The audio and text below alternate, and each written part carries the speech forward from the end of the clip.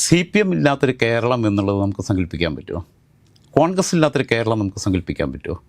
മുസ്ലിം league ഇല്ലാത്തൊരു കേരളം നമുക്ക് സങ്കല്പിക്കാൻ പറ്റുമോ? ഇപ്പോഴത്തെ സ്ഥിതിയിൽ BJP ഇല്ലാത്തൊരു കേരളം ഒന്നും സങ്കല്പിക്കാൻ പറ്റില്ല. കേരളത്തിനകത്ത് ഞാൻ പറഞ്ഞല്ലോ, ഈ പാർട്ടികളൊന്നും ഇല്ലാത്തൊരു കേരളത്തെ, ഈ പാർട്ടികളിൽ ഏതെങ്കിലും ഒന്നില്ലാത്തൊരു പാർട്ടി, ഏതെങ്കിലും ഒന്ന് വംശനാശം സംഭവിച്ചു കഴിഞ്ഞാൽ അത് കേരളത്തിലെ ജനാധിപത്യത്തിന് തിരിച്ചടിയായി തീരുമെന്ന് വിശ്വസിക്കുന്ന ആളാണ് ഞാൻ. കാരണം ഇതെല്ലാം ചേരുമ്പോഴാണ് നമ്മുടെ രാഷ്ട്രീയത്തിൻ്റെ സൗന്ദര്യം വരുന്നത്. വെള്ളത്തിലെ മത്സ്യത്തെ പോലെ പ്രവർത്തിക്കണം എന്നുള്ളതാണ് ഓരോ കമ്മ്യൂണിസ്റ്റുകാരനോടും കമ്മ്യൂണിസ്റ്റ് പാർട്ടി ആവശ്യപ്പെടാറുള്ളത്. വെള്ളത്തിലെ മത്സ്യം പോലെ, എണ്ണയിട്ട യന്ത്രം പോലെ പ്രവർത്തിക്കണം എന്നാ. ഇപ്പോൾ എണ്ണയില്ല, ഇത് പിന്നെ ഗ്രീസും ഇല്ല, ഒന്നുമില്ല, അത് തുരുമ്പുടിച്ചിരിക്കുക. ബ്രാഞ്ച് സെക്രട്ടറി ആയാൽ തൊട്ട് കഷത്തിൽ വെട്ടുകല്ല് വെച്ച് നടക്കും.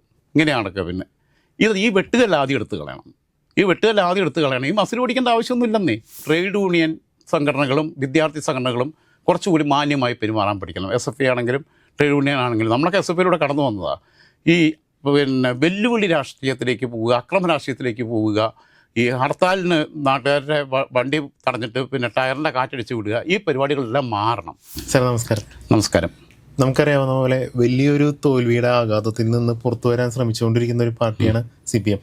ഇപ്പോൾ പ്രതിപക്ഷത്തിരിക്കുന്ന അല്ലെങ്കിൽ പ്രതിപക്ഷത്തെ നയിക്കുന്ന പ്രധാന പാർട്ടി എന്ന നിലയിൽ മോശമല്ലാത്ത പ്രകടനമാണ് CPM നടത്തിക്കൊണ്ടിരിക്കുന്നത്. ഇതിൽ ചെറിയ അസ്വാരസ്യങ്ങളുണ്ട്. കഴിഞ്ഞ കുറച്ച് ദിവസങ്ങളിൽ ചില വിഴിഞ്ഞം വിഷയം പോലത്തെ വിവാദങ്ങളിലൊക്കെ ചെറിയ അഭിപ്രായ ഭിന്നതയൊക്കെ ചില നേതാക്കൾക്കിടയിലുണ്ട് എന്നൊരു കല്ലുകടിയായിട്ട് നിൽക്കുമ്പോഴും, അതുപോലെ തന്നെ CPIയുടെ ചില എതിർപ്പുകൾ, ഈ പ്രതിപക്ഷ ഐക്യം വേണ്ട ഒരു സമയത്ത് CPM ആണ് ഇത് നയിക്കുന്നത് എന്നിരിക്കെ CPMന് അത് കഴിയുന്നില്ല എന്നൊരു ചെറിയ ആരോപണമൊക്കെ ഉണ്ട്. എങ്കിൽ പോലും 10 വർഷം അധികാരത്തിലിരുന്ന പാർട്ടിയാണ്. ഈ തോൽവി കൊണ്ടൊന്നും തകരില്ല എന്ന് CPMന്റെ കേഡർ സംവിധാനത്തെ അറിയാവുന്ന എല്ലാവർക്കും അറിയാം. പക്ഷേ തിരിച്ചു വരാൻ, വീണ്ടും അധികാരത്തിലേക്ക് എത്താൻ പര്യാപ്തമായൊരു നിലയിലാണോ ഇപ്പോൾ CPM പോയിക്കൊണ്ടിരിക്കുന്നത്? അധികാരത്തിലേക്ക് എത്തുന്നോ ഇല്ലയോ എന്നുള്ളതല്ല ഏറ്റവും പ്രധാനപ്പെട്ട കാര്യം. CPM ഇല്ലാത്തൊരു കേരളം എന്നുള്ളത് നമുക്ക് സങ്കല്പിക്കാൻ പറ്റുമോ? കോൺഗ്രസ് ഇല്ലാത്തൊരു കേരളം നമുക്ക് സങ്കല്പിക്കാൻ പറ്റുമോ? മുസ്ലിം ലീഗ് ഇല്ലാത്തൊരു കേരളം നമുക്ക് സങ്കല്പിക്കാൻ പറ്റുമോ? ഇപ്പോഴത്തെ സ്ഥിതിയിൽ BJP ഇല്ലാത്തൊരു കേരളം ഒന്നും സങ്കല്പിക്കാൻ പറ്റില്ല. ഇന്ത്യയുടെ സൗന്ദര്യം എന്ന് പറയുന്നത്, ഇന്ത്യയിലെ നമ്മുടെ നാനാത്വത്തിൽ ഏകത്വം എന്ന് പറയുന്ന പോലെ തന്നെ, യൂണിറ്റി ഇൻ ഡൈവേഴ്സിറ്റി എന്ന് പറയുന്ന പോലെ തന്നെ, ഇന്ത്യയുടെ വൈവിധ്യം എന്ന് പറയുന്നത് ഭൂപ്രകൃതിയിൽ വൈവിധ്യമുണ്ട്. മരുഭൂമിയുണ്ട്, കടലുണ്ട്, പിന്നെ പുഴയുണ്ട്, കായലുണ്ട്, വലിയ മഞ്ഞുമലകളുണ്ട്, ഒക്കെയുണ്ട്. അപ്പം എന്ന് പറയുന്ന പോലെ തരിശുഭൂമികളുണ്ട് എന്നൊക്കെ പറയുന്നത് പോലെ തന്നെ ഇന്ത്യയുടെ ഒരു വൈവിധ്യം എന്ന് പറയുന്നത്, ജനാധിപത്യത്തിൻ്റെ ഏറ്റവും സുന്ദരമായൊരു ഭൂമിയാണ് ഇന്ത്യ. ഇത്രയധികം രാഷ്ട്രീയ പാർട്ടികൾ, ഇത്രയധികം പിന്നെ വിവിധമായ പിന്നെ കക്ഷികൾ, മുന്നണികൾ ഒക്കെയുള്ള ഒന്ന് ചേരുമ്പോഴാണ് ഇന്ത്യയുടെ ജനാധിപത്യ സൗന്ദര്യം ഉണ്ടാകുന്നത്. നമ്മൾ ഇന്ത്യയുടെ എന്തായാലും പൊതു കോണ്ടക്സ്റ്റിലേക്ക് പോകണ്ട, കേരളത്തിലേക്ക് മാത്രം തിരിച്ചു വരാം. കേരളത്തിനകത്ത് ഞാൻ പറഞ്ഞല്ലോ, ഈ പാർട്ടികളൊന്നുമില്ലാത്തൊരു കേരളത്തെ, ഈ പാർട്ടികളിൽ ഏതെങ്കിലും ഒന്നില്ലാത്തൊരു പാർട്ടി, ഏതെങ്കിലും ഒന്ന് വംശനാശം സംഭവിച്ചു കഴിഞ്ഞാൽ അത് കേരളത്തിലെ ജനാധിപത്യത്തിന് തിരിച്ചടിയായി തീരുമെന്ന് വിശ്വസിക്കുന്ന ആളാണ് ഞാൻ. കാരണം ഇതെല്ലാം ചേരുമ്പോഴാണ് നമ്മുടെ രാഷ്ട്രീയത്തിൻ്റെ സൗന്ദര്യം വരുന്നത്. പ്രൊഫസർ MN വിജയൻ മാഷ് അന്തരിച്ചു പോയ അദ്ദേഹം ഒരിക്കൽ പറഞ്ഞിട്ടുണ്ട്. അദ്ദേഹം കമ്മ്യൂണിസ്റ്റ് സൈദ്ധാന്തികനായിരുന്നു, ഒക്കെ ആയിരുന്നു. മാർക്സിയൻ ദർശനത്തിൽ വളരെ ആഴത്തിൽ, അതേപോലെ ഫ്രോയിഡിയൻ ദർശനത്തിലൊക്കെ വളരെ ആഴത്തിലുള്ള പിന്നെ ചിന്തകൾ പങ്കുവച്ചിരുന്ന ചിന്തകനും പ്രഭാഷകനും ഒക്കെ ആയിരുന്നു. പൂക്കാസയുടെ നേതാവായിരുന്നു. പക്ഷേ അവസാന ഘട്ടത്തിൽ പാർട്ടി വിട്ടുപോകുമ്പോൾ അദ്ദേഹം പറഞ്ഞിട്ടുള്ള കാര്യമുണ്ട്, പാർട്ടി ഉണ്ടാവും പക്ഷേ ജനങ്ങളുണ്ടാവില്ല എന്ന്. ആ അവസ്ഥയിലേക്ക് കാര്യങ്ങൾ എത്തിക്കൊണ്ടിരിക്കുക. തളിപ്പറമ്പും പയ്യന്നൂരും വരെയുള്ള തിരിച്ചടി ആലോചിച്ച് നോക്കണം. വ്യക്തി കേന്ദ്രീകൃതമായത് പോകുന്നതിൻ്റെ ചില കുഴപ്പമാണ്. കേന്ദ്രീകൃത ജനാധിപത്യം എന്ന് പറയുന്ന ഒരു പ്രയോഗം തന്നെ എൻ്റെ അഭിപ്രായത്തിൽ ഒഴിവാക്കിക്കളയണം. കേന്ദ്രീകൃത ജനാധിപത്യമല്ല, വികേന്ദ്രീകൃത ജനാധിപത്യമാണ് വേണ്ടത്. അടിത്തട്ടിൽ നിന്ന്, ബ്രാഞ്ചിൽ നിന്ന് വരുന്ന അഭിപ്രായങ്ങൾ അത് LCയിൽ നിന്ന് പിന്നെ അങ്ങനെ ഏരിയ കമ്മിറ്റിയിലേക്ക്, DC അങ്ങനെ പോയിട്ടാണ് വരേണ്ടത്. ഇത് നേരെ തിരിച്ചാണ്. കൂരിയാറ്റക്കുരുവി കൂട് കൂട്ടുന്ന പോലെ ബാക്കി എല്ലാ കിളികളും കൂട് കൂട്ടുന്നത് അടിയിൽ നിന്ന് മേപ്പോട്ടാണ്. കൂരിയാറ്റക്കുരുവി കൂട് കൂട്ടുന്നത് എപ്പോഴും മരത്തിൻ്റെ കൊമ്പിൽ നിന്ന് താഴോട്ടാണ് കൂട്ടുക. ഈ ഒരു പ്രശ്നം, ഇതാണ് യഥാർത്ഥത്തിൽ വൈരുദ്ധ്യാത്മക ഭൗതികവാദം എന്ന് പറയുന്ന ഒരഭിപ്രായം എനിക്കുള്ളത്. കാരണം കമ്മ്യൂണിസ്റ്റ് പാർട്ടികളില്ലാത്ത ഒരു കേരളം എന്ന് പറയുന്നത് എന്നെ സംബന്ധിച്ചിടത്തോളം അത് വളരെ അപകടകരമായിട്ടുള്ളൊരു ജനാധിപത്യ വ്യവസ്ഥയ്ക്ക് ദോഷം ചെയ്യുന്ന രീതിയിലേക്ക് പോകും എന്നുള്ളതാണ്. അപ്പം മനുഷ്യന് മനസ്സിലാവുന്ന ഭാഷയിൽ സംവദിക്കുക എന്നതാണ് ഏറ്റവും പ്രാഥമികമായിട്ടുള്ള കാര്യം. CPMൻ്റെ പല നേതാക്കന്മാരും പറയുന്നത് എനിക്ക് മനസ്സിലാവാറില്ല. പിന്നെ ഇവർ മലയാളത്തിൽ സംസാരിക്കാൻ പഠിക്കണം, ഇവർ സംസ്കൃതത്തിലാണ് സംസാരിക്കുക. കാരണം പ്രതിക്രിയാവാദം പിന്നെ അത് ഇതെന്നൊക്കെ പറഞ്ഞിട്ട് ഇപ്പോഴും ഈ പിന്നെ എന്താ പറയുക, സന്ദേശം സിനിമയിലെ ശങ്കരാടിയുടെ ശ്രീനിവാസൻ്റെയും ഒക്കെ അതേ അവസ്ഥയിൽ നിൽക്കുന്ന ചില നേതാക്കന്മാരുണ്ട്. അവർ മാറണം. അവരെ സ്ഥാനത്തു നിന്ന് മാറ്റണം എന്നല്ല പറഞ്ഞത്.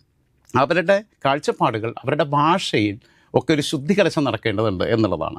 കൃത്യമായിട്ടൊരു റെക്ടിഫിക്കേഷൻ പാർട്ടിക്കകത്ത് നടക്കണം. ഇവിടെ സംഭവിച്ചുകൊണ്ടിരിക്കുന്നത് എന്താണെന്ന് വെച്ച് കഴിഞ്ഞാൽ, ഒന്ന് വിമർശനം, സ്വയം വിമർശനം. ഇതാണ് CPM-ൻ്റെ ഏറ്റവും അടിസ്ഥാനമായിട്ടുള്ള പ്രമാണങ്ങളിലൊന്ന്. ഇന്ന് വിമർശനമില്ല, സ്വയം വിമർശനവുമില്ല. വിമർശനമില്ല കാരണം ഒരു കമ്മിറ്റിക്കകത്ത് നേതൃത്വത്തിനെതിരെ വിമർശനം ഉന്നയിക്കാൻ ആളുകൾക്ക് പേടിയാണ്. കാരണം എന്നെ വെട്ടിക്കളയുമോ എന്നുള്ളത്, ഇവനെ പിന്നെ ടാർഗറ്റ് ചെയ്യുകയാണ്, കോർണർ ചെയ്യുകയാണ്. അതിനകത്ത് പാർട്ടി നേതൃത്വത്തിലുള്ള സഖാക്കളുടെ സമീപനത്തിൽ മാറ്റം വരണം. ഇത് അടിതൊട്ടുണ്ട്. പിന്നെ ഏരിയ കമ്മിറ്റി അംഗത്തിന് എന്നെ വിമർശിക്കുന്ന LC മെമ്പറെ അടുത്ത സമ്മേളനത്തിൽ വെട്ടി ഒഴിവാക്കാനാണ് നോക്കുന്നത്. പക്ഷെ ആർക്കും സംസാരിക്കാം എന്നൊരു അഭിപ്രായം MV ഗോവിന്ദൻ പറഞ്ഞിരുന്നു. ആർക്കും തുറന്ന് അല്ല, ആ അവസ്ഥയിൽ ഇപ്പം എത്തി. ആ ഒരു തിരിച്ചറിവാണ്. കാരണം സത്യത്തിൽ ഒരാലസ്യത്തിലായിരുന്നു. 10 വർഷത്തെ തുടർച്ചയായിട്ടുള്ള ഭരണത്തിൻ്റെ ഒരാലസ്യത്തിൽ മയങ്ങിക്കിടക്കുകയായിരുന്നു ഇവർ. പിന്നെ എല്ലാവരും. കാരണം പാർട്ടിക്ക് ജനങ്ങളുമായിട്ട് ബന്ധമില്ലാത്ത അവസ്ഥയെത്തി. അതുകൊണ്ടാണ് പാർട്ടിയുടെ കണക്കുകൾ തെറ്റുന്നത്. പണ്ട് ഒരു ഇലക്ഷൻ കഴിഞ്ഞിട്ട് CPM ഒരു കണക്കെടുത്തിട്ട് ഇലക്ഷൻ്റെ റിസൾട്ട് വരുന്നതിന് മുമ്പ് തന്നെ ഇത്ര സീറ്റിൽ ഞങ്ങൾ ജയിക്കും എന്ന് പറഞ്ഞു കഴിഞ്ഞാൽ അതിൽ നിന്ന് സീറ്റ് അങ്ങോട്ടോ ഒരു സീറ്റ് ഇങ്ങോട്ടോ മാറാറില്ല. പക്ഷേ കഴിഞ്ഞ കുറേ വർഷങ്ങളായിട്ട് എടുത്ത് പിന്നെ തോമസ് പരിശോധിച്ച് കഴിഞ്ഞാൽ ഇലക്ഷൻ ശേഷമുള്ള, ഇപ്പോൾ കഴിഞ്ഞ ലോക്സഭാ തെരഞ്ഞെടുപ്പിൽ തന്നെ, ലോക്സഭാ തെരഞ്ഞെടുപ്പിൽ ഇലക്ഷൻ ശേഷം പറഞ്ഞ 12 സീറ്റ് എന്നുള്ളത് CPM സംസ്ഥാന കമ്മിറ്റി കൂടിയിട്ട് ഉറപ്പിക്കുകയാണ്. അടിത്തട്ടിൽ നിന്ന് കിട്ടുന്ന കണക്കാണ്, അതനുസരിച്ച് ഉറപ്പിക്കുകയാണ്. പക്ഷേ ഒറ്റ സീറ്റാണ് കിട്ടിയത്. ആ അവസ്ഥ എന്തുകൊണ്ടാണ് ഉണ്ടാകുന്നത്? അടിത്തട്ടിൽ നിന്ന് കൊടുക്കുന്ന കണക്ക് തെറ്റി. അടിത്തട്ടിൽ നിന്ന് കൊടുക്കുന്ന കണക്ക് തെറ്റാനുള്ള കാരണം എന്താ? ബ്രാഞ്ചിൽ നിന്ന് കൊടുക്കുന്ന, ബൂത്തിൽ നിന്ന് കൊടുക്കുന്ന കണക്ക് തെറ്റാനുള്ള കാരണം അവർക്ക് ആ നാട്ടിലെ ജനങ്ങളുമായിട്ട് ബന്ധമില്ല, അവരുടെ മനസ്സ് വായിക്കാൻ പറ്റുന്നില്ല. കണ്ട് ചിരിച്ച് കാണിച്ചവരൊക്കെ, അല്ലെങ്കിൽ വോട്ട് ചോദിക്കാൻ ചെന്നപ്പോൾ കയറി ഇരിക്കി ചായ കുടിക്കാമെന്ന് പറഞ്ഞവരൊക്കെ വോട്ട് ചെയ്തു എന്ന് വിശ്വസിക്കുന്ന ഒരവസ്ഥയിലേക്ക് പോയി എന്നുള്ളതാണ്. അപ്പോൾ ഈ ഒരു പ്രശ്നം ഇതിനകത്ത് വല്ലാതെ ഉണ്ട് എന്നുള്ളതാണ്. വെള്ളത്തിലെ മത്സ്യത്തെ പോലെ പ്രവർത്തിക്കണം എന്നുള്ളതാണ് ഓരോ കമ്മ്യൂണിസ്റ്റുകാരനോടും കമ്മ്യൂണിസ്റ്റ് പാർട്ടി ആവശ്യപ്പെടാറുള്ളത്. വെള്ളത്തിലെ മത്സ്യം പോലെ, എണ്ണയിട്ട യന്ത്രം പോലെ പ്രവർത്തിക്കണം എന്നാണ്. ഇപ്പോൾ എണ്ണയില്ല, ഇത് പിന്നെ ഗ്രീസും ഇല്ല, ഒന്നുമില്ല, അത് തുരുമ്പുടിച്ചിരിക്കുക. കാരണം ബ്രാഞ്ചുകൾ കൂടുന്നില്ല. ലോക്കൽ കമ്മിറ്റികൾ മറ്റേതെന്ന് പറഞ്ഞാൽ ആഴ്ചയിലൊരു പ്രാവശ്യം ബ്രാഞ്ച് കൂടുമായിരുന്നു. ഞാൻ ഈ പാർട്ടിക്കത്തൂടെ കടന്നു വന്നാണല്ലോ വളരെ ചെറിയ പ്രായത്തിൽ. മനസ്സും അടുക്കുന്ന ഒരുപാട് അനുഭവങ്ങൾ കാരണമാണ് ഞാൻ പോലും വിട്ടു നിന്നത്. കാരണം പാർട്ടി മാറി തിരുത്തി വരികയാണെങ്കിൽ ഞാൻ അതിൻ്റെ കൂടെ തിരിച്ചു പോകും. ഞാൻ വേറെ പാർട്ടിയിലൊന്നും പോയി പ്രവർത്തിച്ചിട്ടില്ല. ഒരു വാശിക്ക് ഒരു മെമ്പർഷിപ്പ് എടുത്തിരുന്നു. പക്ഷേ ഞാൻ ഒരു ജീവിതത്തിൽ ചെങ്കൊടി അല്ലാതെ വേറെ കൂടി പിടിച്ചിട്ടില്ല. പക്ഷേ ചെങ്കൊടിയും കഴിഞ്ഞ് കുറേ വർഷങ്ങളായിട്ട് പിടിക്കുന്നില്ല. ഒരു പ്രകടനത്തിൽ പങ്കെടുക്കുന്നില്ല, പാർട്ടി പരിപാടി പങ്കെടുക്കുന്നില്ല. പിന്നെ എൻ്റെ ഈ നാട്ടിൻപുറത്താകുമ്പോൾ, അവിടെ ആകുമ്പോൾ ചിലപ്പോൾ വീട്ടിൽ വെച്ചിട്ട് ഒരു യോഗം കൂടാൻ വേണ്ടിയിട്ട് പറയും. കാരണം നമ്മളെ പാർട്ടിയെ വിമർശിച്ചാലും എന്നെ സഖാവായിട്ടാണ് എല്ലാവരും വിളിക്കുന്നത്. അപ്പോൾ അങ്ങനെ ഒരു ആനുകൂല്യത്തിൻ്റെ പുറത്ത് അങ്ങനെ ആ ബന്ധങ്ങൾ നിലനിൽക്കുന്നു എന്നുള്ളതാണ്. അപ്പോൾ പിന്നെ ബ്രാഞ്ച് സെക്രട്ടറി ആയ തൊട്ട് കഷത്തിൽ വെട്ടുകല്ല് വെച്ച് നടക്കും. ഇങ്ങനെയാണ് നടക്കുക. പിന്നെ ഈ വെട്ടുകല്ല് ആദ്യം എടുത്ത് കളയണം. ഈ മസിൽ ഓടിക്കേണ്ട ആവശ്യമൊന്നുമില്ലെന്നേ. ഇവിടെ പാലോളി മുഹമ്മദ് കുട്ടി ജീവിച്ചിരിപ്പില്ലേ, PK ഗുരുദാസൻ ജീവിച്ചിരിപ്പില്ലേ? ഓരോരുത്തരും ഇവരൊക്കെ ഇപ്പോഴും എത്രയോ പിന്നെ വിനയത്തോട് കൂടിയിട്ടാണ് മനുഷ്യരുടെ ഇടപെടുന്നത്. വേണ്ട, കെ രാധാകൃഷ്ണൻ, അങ്ങനെ ഓരോ സഖാക്കളും ആ അവസ്ഥയിലേക്ക് പോകണം. പക്ഷേ ഇപ്പം നമ്മളെ SFIയിലൂടെ കടന്നു വരുന്ന കുട്ടികൾ വരെ അഹങ്കാരത്തിൻ്റെ ഒരു പ്രതീകമായിട്ട് മാറുകയാണ്. അധികാരത്തിൻ്റെ ഒരു ഭ്രാന്ത് തലയ്ക്ക് വല്ലാതെ പിടിച്ചിരുന്നു. അതിനുള്ള തിരിച്ചടിയാണ് കിട്ടിയത്. ഇപ്പം ശരിക്കും പറഞ്ഞാൽ നല്ല ഷോക്ക് ട്രീറ്റ്മെൻറ്റാണ് ജനം കൊടുത്തിട്ടുള്ളത്. കൊടുത്തതാരാ? പാർട്ടി സഖാക്കൾ തന്നെ കൊടുത്തിട്ടുള്ളത്. തളിപ്പറമ്പിലും പയ്യന്നൂരും ഒക്കെ ജയിക്കണം എന്നുണ്ടെങ്കിൽ, അമ്പലപ്പുഴയൊക്കെ ജയിക്കണം, പിന്നെ UDF ജയിക്കണം എന്നുണ്ടെങ്കിൽ ആരാ തിരിച്ചു കുത്തിയത്? ഇക്കാലം വരെ പിന്നെ CPM-ന് വോട്ട് ചെയ്ത ആളുകൾ മറച്ചു കുത്തി എന്ന് പറഞ്ഞു കഴിഞ്ഞാൽ അവർക്ക് പാർട്ടിയുടെ എതിർപ്പുണ്ടായിട്ടല്ല, പാർട്ടി നശിച്ചു കാണണം എന്നുള്ള ആഗ്രഹം കൊണ്ടല്ല, ഒരു ഷോക്ക് ട്രീറ്റ്മെൻറ്റ് കൊടുക്കണം എന്നുള്ള ഇതിലാണ്. എല്ലാവരും പിണറായി ആകാൻ നോക്കുകയാണ്. അതായത് പിണറായി വിജയൻ കുറച്ച് പരുക്കനായിട്ട് റഫായിട്ട് പെരുമാറുന്നുണ്ട്. പിന്നെ ഷാർപ്പായിട്ടാണ്, പിന്നെ അഗ്രസീവായിട്ടാണ് നിൽക്കുക. പുള്ളിക്ക് അധികം ചിരിയും കളിയൊന്നുമില്ല. അത് പുള്ളിയുടെ രീതിയാണ്, പുള്ളിയുടെ മാനവസമാണ്. അന്ന് കണ്ട് പിണറായി നടക്കുന്ന പോലെ നടന്നു കഴിഞ്ഞാൽ ഞങ്ങളൊക്കെ നേതാവായി എന്നുള്ളത് കരുതുകയാണ്. പിണറായി ട്രെൻഡായിട്ട് മാറ്റുകയാണ് പലരും. പുതിയ നേതാക്കന്മാരെല്ലാം പിണറായിയെ കോപ്പി അടിക്കാൻ നോക്കുകയാണ്. പിണറായിയെ കോപ്പി അടിക്കാൻ ഇവർ നിൽക്കണ്ട. ഇപ്പം മമ്മൂട്ടി സിനിമയ്ക്കകത്ത് നിൽക്കുക. മമ്മൂട്ടി ആരാധകരുടെ അടുത്തൊക്കെ പിന്നെ ഈ സെൽഫി എടുക്കാൻ വന്നാൽ എൻ്റർടൈൻ ചെയ്യുന്ന ആളല്ല. എന്നും കണ്ട് ഇപ്പോൾ പുതുതായിട്ട് വന്ന ഏതെങ്കിലും പിന്നെ ഒരു പുതുമുഖ ഒറ്റ സിനിമയിൽ അഭിനയിച്ച ഒരുത്തൻ മമ്മൂട്ടിയുടെ മാതിരി പിന്നെ രീതിയിൽ നിന്ന് കഴിഞ്ഞാൽ ഇവന് ചാടയെന്ന് പറയും, പോയി പണി നോക്കട്ടെ നോക്കും. പിണറായിയാണ്. കോടിയേരിയാണ്. കോടിയേരി സൗമ്യമായി കാര്യങ്ങൾ കൈകാര്യം ചെയ്തുകൊണ്ടിരുന്ന ഒരാളാണ്. VS അച്യുതാനന്ദനും കുറച്ച് പരുക്കനായിരുന്നു. കാരണം VS അച്യുതാനന്ദൻ കടന്നു വന്ന അനുഭവങ്ങൾ അങ്ങനെയാണ്. ചെറുപ്പത്തിൽ മാതാപിതാക്കൾ നഷ്ടപ്പെടുന്നു, അങ്ങനെ വരുന്നു. പിന്നെ അക്കാലത്ത് ജീവൻ പണയം വെച്ച് രാഷ്ട്രീയ പ്രവർത്തനം നടത്തുന്നു. അങ്ങനെ വരുമ്പം അവരുടെ രീതികൾക്കകത്ത്, സ്വഭാവത്തിനകത്ത് അത് സ്വാധീനിക്കും. അതേപോലെ ആയിരിക്കില്ല. എന്നും കണ്ട നാളെ VS നടന്ന പോലെ നമ്മൾ നടക്കണം എന്ന് പറഞ്ഞു കഴിഞ്ഞാൽ ശരിയാവുമോ? പിണറായി എന്ന് പറഞ്ഞാൽ 1900 അടിയന്തരാവസ്ഥ കാലഘട്ടത്തിൽ അറിയാലോ, പിന്നെ കാല് ചവിട്ടി ഓടിച്ച് പിന്നെ ചോര വരേണ്ട ഡ്രസ്സ് നിയമസഭയെ കൊണ്ടുവന്ന് കാണിച്ചതാണ്. അത് അടിയന്തരാവസ്ഥ കാലത്ത് അതിക്രൂരമായി പിന്നെ ജയിലിൽ വെച്ച് പീഡിപ്പിക്കപ്പെട്ട ഒരാളാണ് പിണറായി വിജയൻ. അന്ന് പീഡിപ്പിച്ച പോലീസ് ഉദ്യോഗസ്ഥർക്ക് പിന്നെ അദ്ദേഹത്തെ സല്യൂട്ട് ചെയ്യേണ്ടി വന്നു എന്നൊക്കെ ഉള്ളത് പിന്നീട് ചരിത്രത്തിലെ വൈരുദ്ധ്യങ്ങളാണ്. അപ്പം EMS ആവാൻ എല്ലാവർക്കും പറ്റുമോ? പിന്നെ EMS പറയുന്ന പോലെ സംസാരിക്കാൻ ശ്രമിച്ചു കഴിഞ്ഞാൽ, പക്ഷേ EMS ആലോചിച്ച് നോക്കി, ഇത്രയും സൈദ്ധാന്തിക ബോധമുള്ള EMS പറയുന്ന ഏതെങ്കിലും ഒരു അക്ഷരം മലയാളിക്ക് മനസ്സിലാക്കാതെ പോയിട്ടുണ്ടോ?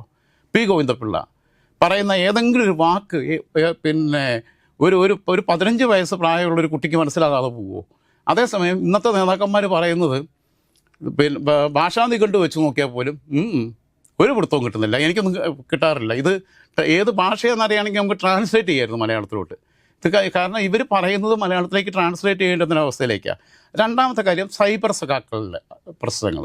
ഈ സൈബർ കമ്മികളെന്ന് പറയുന്നൊരു കൂട്ടമുണ്ട്. സൈബർ സഖാക്കളെല്ലാം ഉദ്ദേശിച്ചത് എല്ലാവരും അങ്ങ് പാർട്ടിയുടെ വക്താവായിട്ട് വരിക. ഇതിനകത്തൊരു ഏകോപനം ഉണ്ടാവണം. ഇതിനകത്ത് കുറച്ചുകൂടി കൃത്യമായും പിന്നെ എതിരാളികളെ ആക്രമിക്കുമ്പോൾ ഉണ്ടാവേണ്ട അല്ലെങ്കിൽ പിന്നെ രാഷ്ട്രീയം പറയേണ്ട രീതി എന്താണെന്ന് അവർക്ക് പഠിപ്പിച്ചു കൊടുക്കണം. അതിന് ശരിക്കും സ്റ്റഡി ക്ലാസ് നൽകണം. അതിനൊരു വിങ് ഉണ്ടാവണം. അതിന് ഓരോ വായിൽ തോന്നുന്നത് പോസ്റ്റായിട്ട് ഇടരുത്, അവനവൻ്റെ ഇഷ്ടത്തിന് ഇടരുത്. രാഷ്ട്രീയമായ വ്യക്തിപരമായ കാര്യങ്ങൾ ഇട്ടോട്ടെ, സിനിമയെക്കുറിച്ച് അവർ നിരൂപിച്ചോട്ടെ. പക്ഷേ പൊളിറ്റിക്കലായിട്ടുള്ള കാര്യങ്ങൾ പറയുമ്പം അതിനൊരു പൊതു സ്വഭാവം ഉണ്ടാവുക, ഒരു ഏകീകൃത സ്വഭാവം ഉണ്ടാവുക എന്ന രീതിയിലേക്ക് പോകണം. വേറൊന്ന്, ഇപ്പം ഞാനൊക്കെ പാർട്ടിക്കകത്ത് ഞാൻ വിട്ടുപോകുന്നു എന്ന് പറഞ്ഞു കഴിഞ്ഞാൽ 18 വയസ്സിൽ DYFയുടെ മേഖലാ സെക്രട്ടറി ആയ ആളാണ് ഞാൻ. എൻ്റെ നാട്ടിൽ DYF ഉണ്ടാക്കുന്നതെന്ന് പറഞ്ഞാൽ, എൻ്റെ നാടെന്ന് പറയുന്ന അന്ന് ഒരു 5 കിലോമീറ്റർ അപ്പുറത്തായിരുന്നു ഒരു യൂണിറ്റ് ഉണ്ടായിരുന്നു, കരിക്കാട് യൂണിറ്റ്. ഞാൻ അവിടെയാണ് പോയിട്ട് DYF മെമ്പർഷിപ്പ് എടുത്ത് പ്രവർത്തനം തുടങ്ങുന്നത്. എൻ്റെ നാട് എന്ന് പറയുന്നൊരു കുമംഗളം എന്ന് പറഞ്ഞ സ്ഥലമാണ്. അവിടെ ആദ്യമായിട്ട് DYFയുടെ യൂണിറ്റ് രൂപീകരിക്കുന്ന ഞാനാണ്. ആ DYFയുടെ യൂണിറ്റ് രൂപീകരിക്കുന്ന ഒരു കുഞ്ഞ് ഓഫീസ്, ഒരു ഷെഡ് കെട്ടിയിട്ടൊരു ഓഫീസ് തുടങ്ങുന്ന ഒരു മൈദിയാക്കാന്ന് പറയും, പുള്ളിയുടെ പറമ്പിൽ. അങ്ങനെ തുടങ്ങുന്നു.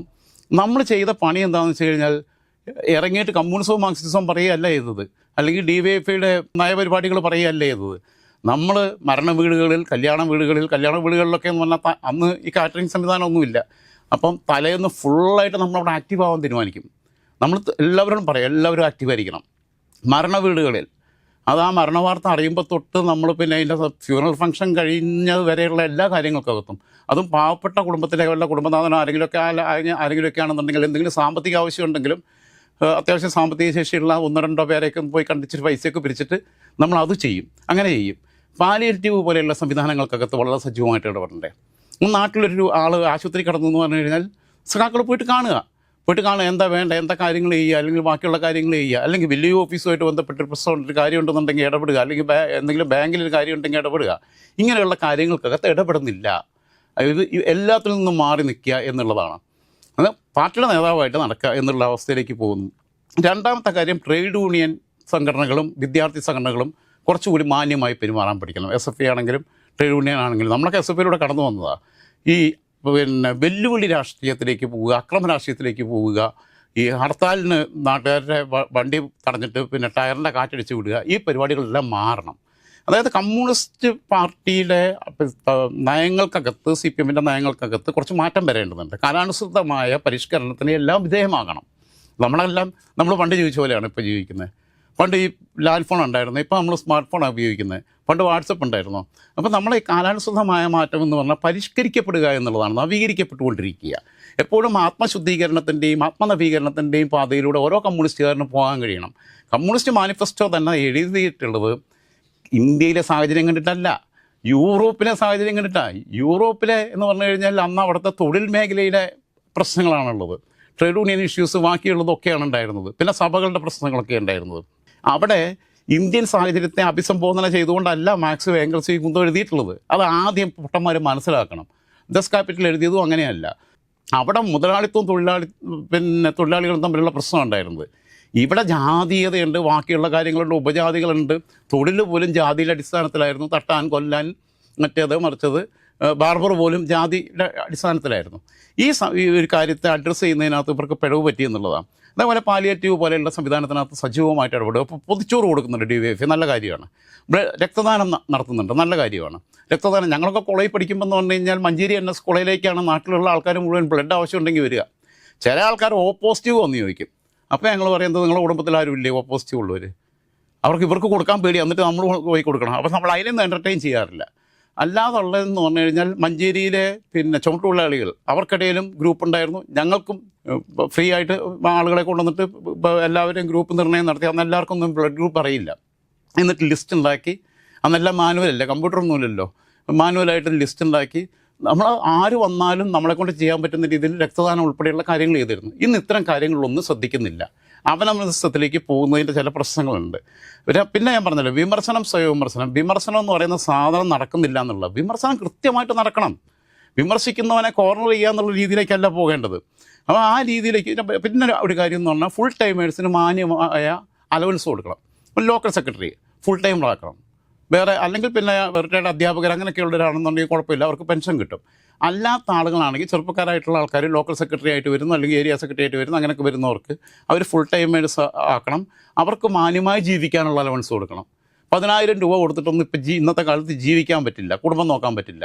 അപ്പോൾ ഇവൻ എന്ത് ചെയ്യും? ഏതെങ്കിലും കോൺട്രാക്ടർ എടുത്ത് പൈസ മേടിക്കും, അഴിമതി നടത്തും, ബാക്കിയുള്ള നടത്തും. അതേസമയം മാന്യമായി ജീവിക്കാൻ വേണ്ട ഒരു വേതനം അത് പാർട്ടി ഉണ്ടാക്കി കൊടുക്കണം. അതിനുള്ള സംവിധാനം CPM-നുണ്ട്. CPM-നെ സംബന്ധിച്ചിടത്തോളം ഫണ്ട് റൈസിംഗ് ഒന്നും വലിയ പ്രശ്നമൊന്നുമല്ല.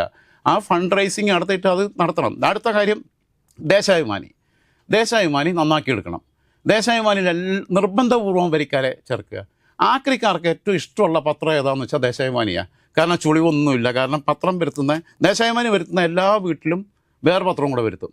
അപ്പോൾ ദേശാഭിമാനിയുടെ പ്രശ്നം എന്താണെന്ന് വെച്ച് കഴിഞ്ഞാൽ, പണ്ട് ഞാൻ പിന്നെ തന്നെ ഞങ്ങൾ അത്ഭുതപ്പെട്ട് പോയിട്ടുണ്ട്. ഞാൻ ഒരു പ്രാവശ്യം പത്രം എടുത്ത് നോക്കുമ്പോൾ പിന്നെ 3-ാമത്തെ പേജിൽ വലിയ കോളം വാർത്ത, കക്കൂസ് പ്രശ്നം, പ്രതിപക്ഷം ഇറങ്ങിപ്പോയി. അപ്പം നമ്മൾ കരുതി നിയമസഭയിൽ എന്തോ പ്രശ്നം ഉണ്ടായതാണെന്ന്. അപ്പോൾ സംഭവം എന്താണെന്ന് വെച്ചാൽ, പാലോളി കുഞ്ഞുമതാക്കാന്ന് പറയുന്ന ആളാണെന്ന് പിന്നെ ആ സഖാവാണെന്ന് ജില്ലാ ലേഖകൻ, പുള്ളിയാണെന്ന് മലപ്പുറം മുനിസിപ്പാലിറ്റിയുടെ പ്രതിപക്ഷ നേതാവ്. അവിടെ എന്തോ ജനകീയാസൂത്രണത്തിൽ കക്കൂസ് കൊടുത്തതിൻ്റെ എന്തോ ലിസ്റ്റിനകത്ത് ഗുണഭോക്തൃ ലിസ്റ്റിൽ പ്രശ്നം ഉണ്ടതിന് പുള്ളിയുടെ നേതൃത്വത്തിൽ ഇറങ്ങിപ്പോയി. അത് വലിയ വാർത്തയായിട്ട് കൊടുക്കുക. അപ്പം വാർത്തകൾ കൊടുക്കുന്നതിനകത്ത് കൃത്യതയുണ്ടെങ്കിൽ പത്രം തേടിപ്പോയി വായിക്കും ആൾക്കാർ. പത്രം നിർബന്ധപൂർവ്വം വരിക്കാരെ ചേർക്കേണ്ട ഒരു ആവശ്യമില്ല. ദേശാഭിമാനിക്കകത്ത് ഈ നേതാക്കന്മാരുടെ അമ്മാവൻ്റെ മക്കളെ അമ്മായിയുടെ മക്കളെയൊക്കെ തിരികെ കയറ്റുന്ന പരിപാടി ഒഴിവാക്കിയിട്ട് അതിനകത്ത് കഴിവുള്ള പ്രൊഫഷണലായിട്ട് കാര്യങ്ങൾ ചെയ്യാൻ പറ്റുന്ന, എന്നാൽ കമ്മ്യൂണിസ്റ്റ് ബോധമുള്ള ആൾക്കാരെ, വാർത്താ രീതിയിൽ ഫ്രെയിം ചെയ്യാൻ പറ്റുന്ന ആൾക്കാരെ, പിന്നെ നേരറിയാൻ പിന്നെ പറ്റുന്ന രീതിയിൽ ആ പത്രത്തെ മാറ്റിയെടുത്താൽ ആൾക്കാർ ഇങ്ങോട്ട് വന്ന് വായിക്കും. വേണ്ടെന്ന് ജമാഅത്തെ ഇസ്ലാമിയുടെ മാധ്യമ ആൾക്കാർ വായിക്കുന്നുണ്ട്. അതാലോചിച്ച് നോക്കണ്ടേ? അപ്പം ഇത് പിന്നെ കുറേ കാര്യങ്ങൾക്കകത്ത് ഇതിനകത്ത് ഒരു ശ്രദ്ധക്കുറവുണ്ട്. ഞാൻ പറഞ്ഞല്ലോ, കുടുംബങ്ങളിൽ നിന്ന് അകന്നു പോകുന്നു എന്നുള്ള ഒരു പ്രശ്നമുണ്ട്. മനുഷ്യരെ എല്ലാവരും പിണറായി ആകാൻ നോക്കുന്നതിനകത്തുള്ള കുഴപ്പമുണ്ട്. ഞാൻ പറഞ്ഞല്ലോ, പിന്നെ ഇപ്പം നായനാരുടെ പ്രത്യേകത എന്തായിരുന്നു? ഭയങ്കര ഫ്ലെക്സിബിളായിരുന്നു. നായനാർ ഒരു പ്രാവശ്യം PS സാങ്മ സ്പീക്കറായിരിക്കുമ്പോൾ നായനാർ മുഖ്യമന്ത്രിയാകുമ്പോൾ ഒരു പരിപാടിക്ക് വന്നപ്പോൾ തങ്കമ്മ എന്ന് പറഞ്ഞു. ഇത് പിണറായി വിജയൻ പറഞ്ഞാലോ VS അച്യുതാനന്ദൻ പറഞ്ഞാലോ വലിയ വിഷയമാവും അല്ലേ? നായനാർ പറഞ്ഞപ്പോൾ അതാരും മൈൻഡ് ചെയ്യില്ല. കാരണം നായനാർ അങ്ങനെ ഒരു ഇമേജ് ബിൽഡപ്പ് ആണ് നിൽക്കുന്നത്. കാരണം നായനാരുടെ രീതി അതാണ്, പ്രകൃതം അതാണ് എന്ന് കണ്ട് നായനാർ അങ്ങനെ പറഞ്ഞെന്ന് പറഞ്ഞ പോലെ നമ്മൾ നാളെ ആരെങ്കിലും വരുമ്പോൾ തങ്കമ്മ കുഞ്ഞമ്മ എന്നൊക്കെ പറയാൻ നിന്ന് ഞാൻ എങ്ങനെ ഉണ്ടാവും? ഇതാണ് പ്രശ്നം. അപ്പോൾ ഈ കോപ്പി അടി ഒഴിവാക്കുക. ഓരോ മനുഷ്യനും, ഇപ്പോൾ തോമസ് വ്യത്യസ്തനാണ്, ഞാൻ വ്യത്യസ്തനാണ്. ആ വ്യത്യസ്തതകളെല്ലാം ഒരു ചരടിൽ നമ്മൾ കോർത്തെടുക്കുന്നത് ഒരു ഐഡിയോളജിയുടെ പേരില്ല. അല്ലാതെ നമ്മൾ മറ്റേ ആളെ കോപ്പി അടിച്ച് അങ്ങനെ നിന്ന് കഴിഞ്ഞാൽ പുള്ളി സംസ്ഥാന നേതാവായി, ഞാനും അങ്ങനെ നടന്നു കഴിഞ്ഞാൽ ഞാനും സംസ്ഥാന നേതാവാകും എന്നൊരു തെറ്റിദ്ധാരണ ഒഴിവാക്കണം. അങ്ങനെ ഈ കോൺഗ്രസിനകത്തൊക്കെ അങ്ങനത്തെ ചില കുഴപ്പങ്ങളുണ്ട്. ആ കുഴപ്പം CPM-നകത്തും കയറിയിട്ടുണ്ട്. ഈ രോഗം വല്ലാതെ ബാധിച്ചിട്ടുണ്ട്. പിന്നെ നേതാക്കന്മാരെ പ്ലീസ് ചെയ്യുന്ന രീതി. ഇപ്പോൾ നായനാർ വേറെ ഉദാഹരണമുണ്ട്. അമേരിക്കയിലൊക്കെ ബലാത്സംഗം എന്ന് പറഞ്ഞാൽ ചായ കുടിക്കുന്ന പോലെയെന്ന് പറഞ്ഞു. ഞാൻ ആലോചിച്ച് നോക്കുക, കേരളത്തിലെ വേറെ ഏതെങ്കിലും നേതാവ് അങ്ങനെ പറഞ്ഞു കഴിഞ്ഞാൽ പ്രശ്നമാണ്. അത് നായനാരല്ലേ? കാരണം നായനാർക്ക് അങ്ങനെ ഒരു ആനുകൂല്യം കൊടുത്തിട്ടുണ്ട്. അതേപോലെ തന്നെ പിണറായി വിജയൻ കടക്ക് പുറത്ത് എന്ന് പറഞ്ഞ പോലെ ഇപ്പോൾ വേറെ ആരെങ്കിലും കടക്ക് പുറത്തെന്ന് പറഞ്ഞു കഴിഞ്ഞാൽ അത് അക്സെപ്റ്റ് ചെയ്യപ്പെടില്ല. അതെന്താ വെച്ചാൽ അതൊരു പ്രകൃതമാണ്. പക്ഷേ ആ പ്രകൃതത്തിനകത്ത് പോലും പാർട്ടി ഇടപെടുകയും തിരുത്തുകയും ഒക്കെ ചെയ്യുകയും വിമർശിക്കുകയും ഒക്കെ ചെയ്യുന്ന അവസ്ഥ ഉണ്ടാവണം. ഇന്ന് മുഖത്ത് നോക്കി വിമർശിക്കുന്നില്ല. വിമർശിച്ചാൽ അവൻ ശത്രുവാകുന്ന അവസ്ഥയാണ്. ഞാൻ പറഞ്ഞല്ലോ, ഞാൻ 18 വയസ്സിൽ പാർട്ടി മെമ്പർഷിപ്പിലും വരുന്നു. DYFയുടെ മേഖലാ സെക്രട്ടറി ആവുന്നു. അന്ന് മലപ്പുറം ജില്ലയിലെ ഏറ്റവും പ്രായം കുറഞ്ഞ മേഖലാ സെക്രട്ടറിയാണ് ഞാൻ. പെരിന്തൽമണ്ണയിൽ വെച്ചിട്ട് DYFയുടെ ജില്ലാ സമ്മേളനം നടക്കുമ്പോൾ ആ ജില്ലാ സമ്മേളനത്തിലെ ഏറ്റവും പ്രായം കുറഞ്ഞ പ്രതിനിധിയാണ്. പക്ഷേ ഞാൻ SFI എന്ന് പെട്ടെന്ന് വിടുന്നു. കാരണം SFIക്കകത്ത് ഈ ഗ്രൂപ്പിസം, ഈ തമ്മിലടി, ഈ പ്രശ്നങ്ങൾ, നേതാക്കന്മാർക്ക് ഇഷ്ടമുള്ളവരെ തിരികെ കയറ്റി ഇങ്ങനെ വന്നപ്പോൾ ഞാൻ SFI നിന്ന് വിട്ടു. പിന്നെ ചെയർമാനായിട്ട് മത്സരിച്ചു എന്നേ ഉള്ളൂ. അത് വേറെ നിർവാഹം ഇല്ലാത്തതുകൊണ്ട് അവർ മത്സരിപ്പിച്ചതാണ്. പാർട്ടിയിൽ പക്ഷേ ഞാൻ അങ്ങനെ നിന്നു. ഞാൻ DYFIയുടെ മേഖലാ സെക്രട്ടറിയായി, ജില്ലയിലെ ഏറ്റവും പ്രായം കുറഞ്ഞ മേഖലാ സെക്രട്ടറി ആയിരുന്നു. നമ്മളുടെ ജില്ലാ സമ്മേളനത്തിലെ ഏറ്റവും പ്രായം കുറഞ്ഞ പ്രതിനിധി. 21 വയസ്സിൽ CPMൻ്റെ ലോക്കൽ കമ്മിറ്റിയിൽ വരുന്നു, ലോക്കൽ സെൻറ്ററിൽ വരുന്നു. ജില്ലയിലെ ഏറ്റവും പ്രായം കുറഞ്ഞ ലോക്കൽ കമ്മിറ്റി മെമ്പറായിരുന്നു അന്ന് ഞാൻ. പക്ഷേ ഞാൻ പിന്നീട് 28 വയസ്സിൽ പാർട്ടിയിൽ നിന്ന് വിട്ടുപോയി. കാരണം ആദ്യമായിട്ട് DYFIയുടെ യൂണിറ്റ് ഉണ്ടാക്കുന്ന ലീഗിൻ്റെ കോട്ടയിൽ ഞാനാണ്. അത് കഴിഞ്ഞിട്ട് ഞാനാണ് അതിൻ്റെ സെക്രട്ടറി. പിന്നീട് ഞാൻ മേഖലാ സെക്രട്ടറി ആയിട്ട് പോകുന്നു. എൻ്റെ നാട്ടിൽ ആദ്യമായിട്ട് CPMൻ്റെ ഗ്രൂപ്പ് കമ്മിറ്റി ഉണ്ടാക്കുന്നതിൻ്റെ കൺവീനർ ഞാനാണ്. ഞാനത് CPMൻ്റെ ലോക്കൽ കമ്മിറ്റി മെമ്പറും കൂടിയാണ്. ആ നാട്ടിൽ അത്രയും വർഷമായിട്ട് ഒരു ബ്രാഞ്ചില്ല, ഗ്രൂപ്പ് കമ്മിറ്റി ഉണ്ടാക്കുന്നു, അത് ബ്രാഞ്ചായിട്ട് രൂപാന്തരപ്പെടുന്നു. അപ്പോൾ ബ്രാഞ്ചിന് മുന്നപ്പോൾ വേറെ സെക്രട്ടറി വെക്കുന്നു. അത് കഴിഞ്ഞിട്ട് പിന്നെ നാട് ഇപ്പോൾ ഈ കഴിഞ്ഞ തെരഞ്ഞെടുപ്പ് വരെ സ്ഥിരമായി CPMൻ്റെ കയ്യിലായിരുന്നു ആ വാർഡ് നിന്നിരുന്നത്. അപ്പം നമ്മളതൊക്കെ ചെയ്ത് കഴിയുമ്പോൾ നമ്മൾ ചിന്തിക്കുന്ന ഒരു പ്രശ്നം എന്താണെന്ന് വെച്ച് കഴിഞ്ഞാൽ, ഈ പാരവെപ്പും തൊഴുത്തിൽ കുത്തും, ഈ പിന്നെ അവനവൻ്റെ ഇഷ്ടക്കാരെ തിരികെ കയറ്റലും മറ്റവന് പാരവെക്കലും എന്നൊക്കെ പറയുമ്പം നമുക്കുള്ള പ്രശ്നം, മാനസികമായിട്ടുണ്ടാകുന്ന പ്രയാസം, നമ്മൾ ഒരുപാട് ജീവിതത്തിൽ സ്ട്രഗിൾ ചെയ്തിട്ടാണ് പാർട്ടി പ്രവർത്തനം നടത്തുന്നത്. എൻ്റെ നാട്ടിൽ ലീഗുകാരുമായിട്ട് ഫൈറ്റ് ചെയ്യണം, കോൺഗ്രസ്സുകാരുമായിട്ട് ഫൈറ്റ് ചെയ്യണം, അവിടെ പിന്നെ BJP ഇല്ല. ഇവരുമായിട്ട് ഫൈറ്റ് ചെയ്യുക, പാർട്ടിക്കകത്തുള്ള കൂടെയുള്ള സഖാക്കളുമായിട്ടും കൂടെ ഫൈറ്റ് ചെയ്യേണ്ടി വരുന്ന അവസ്ഥ വരുമ്പോൾ എന്താ? അതേപോലെ കമ്മിറ്റികൾക്കകത്ത് ഭൂരിപക്ഷം ഉണ്ടാക്കിയിട്ട് ഇഷ്ടമില്ലാത്ത ആളെ പുറത്തെടുക്കുക, നടപടി എടുക്കുക എന്നൊക്കെ മാറ്റി നിർത്താൻ എളുപ്പമാണ്. ഒരു സഖാവിനെ, ഈ പാർട്ടിയോട് സ്നേഹമുള്ള ഒരാളെ, അയാളുടെ ശേഷി ഉപയോഗിക്കുക എന്നുള്ളതാണ് പാർട്ടി ചെയ്യേണ്ടത്. അപ്പോൾ ഇതിനകത്ത് ഈ തെരഞ്ഞെടുപ്പിൽ നിന്നൊരു പാഠം പഠിച്ച് ഇത് തിരുത്തി പോവുകയും, അതേപോലെ വീടുകളുമായിട്ട് ബന്ധമില്ല. ഇപ്പം നാട്ടിലെ വീടുകൾ എത്ര ഏതൊക്കെ വീട്ടിലെ ഒരാളെ അയാളുടെ വീട് ഏതാത് പോലും ബ്രാഞ്ച് സെക്രട്ടറിക്ക് അറിയില്ലെന്നേ. ഒരു മാസത്തിലൊരു പ്രാവശ്യമെങ്കിലും ഗൃഹസന്ദർശനം നടത്തുക, അവർ ഒരു വീട്ടിൽ പോയിട്ട് പിന്നെ ഒരു ദിവസം ഒരു 10 വീട് വെച്ചെടുത്താൽ മതി. അധികമൊന്നുമില്ലല്ലോ ഒരു ബ്രാഞ്ചിൻ്റെ കീഴിൽ. ഒരു 10 വീട്ടിൽ അല്ലെങ്കിൽ 5 വീട്ടിൽ കയറി പിന്നെ കുറച്ച് സഖാക്കൾ പാർട്ടി ബ്രാഞ്ചിലുള്ള ഒരു വൈകുന്നേരം ഒന്ന് തീരുമാനിച്ചിട്ട് ഒന്ന് കയറുക, എന്തൊക്കെയുണ്ട് വർത്തമാനം എന്നൊക്കെ പറഞ്ഞ് ഒരു കട്ടൻ ചായയൊക്കെ അവിടെ നിന്ന് കുടിച്ച് കുറച്ച് നേരം സംസാരിച്ച്, രാഷ്ട്രീയമൊന്നും പറയണ്ട, കുറച്ച് നേരം സംസാരിച്ച് പൊതു കാര്യങ്ങളൊക്കെ സംസാരിച്ച് അവരുടെ വീട്ടുകാര്യങ്ങളൊക്കെ സംസാരിച്ച് പോന്നു കഴിഞ്ഞാൽ ആ വീടുമായിട്ടൊരു ബന്ധം നിലനിർത്താൻ പറ്റും. ഇതിങ്ങനെ ചെയ്തു കഴിഞ്ഞാൽ വളരെ കൃത്യമായി ചെയ്യുകയും അതോടൊപ്പം ബ്രാഞ്ച് യോഗങ്ങൾ, ലോക്കൽ കമ്മിറ്റി യോഗങ്ങൾ, ബാക്കിയൊക്കെ കൃത്യമായിട്ട് നടപ്പിലാക്കുകയും സമ്മേളനങ്ങൾക്കകത്ത് ജനാധിപത്യ സ്വഭാവം കുറച്ച് കൊണ്ടുവരികയും വേണം. ഈ മേളിൽ നിന്നൊരു പാനലുണ്ടാക്കി അവനെ അടിച്ചു വെപ്പിക്കുക, ആ പാനലിനെതിരെ ആരെങ്കിലും മത്സരിച്ചാൽ അവനെ നോട്ടപ്പുള്ളിയാക്കുക, അവനെ പിന്നെ കോർണർ ചെയ്യാൻ പറ്റുമോ നോക്കുക എന്നുള്ളതിന് പകരം വളരെ കൃത്യമായിട്ട് പാനൽ വെച്ചോട്ടെ, പാനൽ വെച്ച് കഴിഞ്ഞിട്ട് ഇഷ്ടമുള്ളവർ മത്സരിക്കട്ടെ, പക്ഷേ ലോബിങ് നടത്തരുത്, ഗ്രൂപ്പിസം നടത്തരുത്. ഇഷ്ടമുള്ളവർ മത്സരിക്കട്ടെ, ജയിക്കുന്നവൻ ജയിക്കട്ടെ, ജയിച്ചവരും തോറ്റവനും ഒരുമിച്ച് പിന്നെ തോളോട് ചേർന്ന് പ്രവർത്തിക്കണം. അപ്പോൾ എൻ്റെ അഭിപ്രായത്തിനകത്ത് കമ്മ്യൂണിസ്റ്റ് പാർട്ടിയുടെ ഒരു പിന്നെ കാലം അസ്തമിച്ചു പോയിട്ടൊന്നുമില്ല. നഷ്ടപ്പെട്ടു പോയ വഴിയിലെവിടെയോ കൈമോശം വന്ന കമ്മ്യൂണിസ്റ്റ് മൂല്യങ്ങൾ തിരികെ പിടിക്കുക എന്നതാണ് ആദ്യം വേണ്ടത്. അങ്ങനെയാണെങ്കിൽ പോയ കാലത്തിൻ്റെ വസന്തം തിരികെ പിടിക്കാൻ ഇനിയും CPMന് സാധിക്കും. CPM കേരളത്തിലെ നമ്പർ 1 പാർട്ടി തന്നെയാണ്.